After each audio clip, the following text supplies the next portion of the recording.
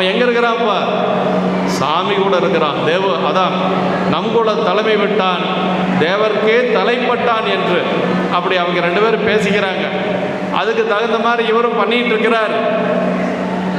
சாமியை பார்த்துட்டு அப்படி சொல்றார், வெம்மர கொடுத்து வந்த வேட்டு வச்சாதியார் போல் கைமலை கரடி வேங்கை அதிதிருகானம் தன்னில் உம்முடன் துணையாயின்றி ஒருவரும் கெட்டேன் அப்படின்னார்.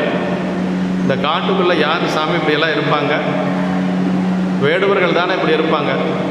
இப்படி வந்து இங்கே இருக்கலாமா? சிங்கம் இருக்குது, புலி இருக்குது, கரடி இருக்குது, உங்களுக்கு ஏதாச்சும் ஆயிடுச்சுன்னா என்ன செய்யறது? இப்படி தன்னந்தனியாக இருக்கிறீங்களே, யாரும் துணை இல்லாமல் அப்படின்னு மனசு ரொம்ப நைந்து போனார் அப்படின்னு சொல்லி சேக்கிழார் பெருமான் நமக்கு அந்த இடத்த சொல்கிறார். அதற்கு பிறகு என்ன பண்ணாராம்? மோகமாய் ஓடி சென்றார். அப்படியே உச்சி முகந்தாராம், தழுவினார கட்டி பிடிச்சாராம். சாமி அப்படியே காலத்தினார் அப்படி கட்டி பிடித்தார். அப்படியே தழுவி நிற்கிறார்.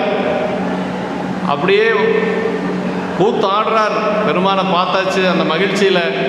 அப்புறம் என்ன செஞ்சாரா?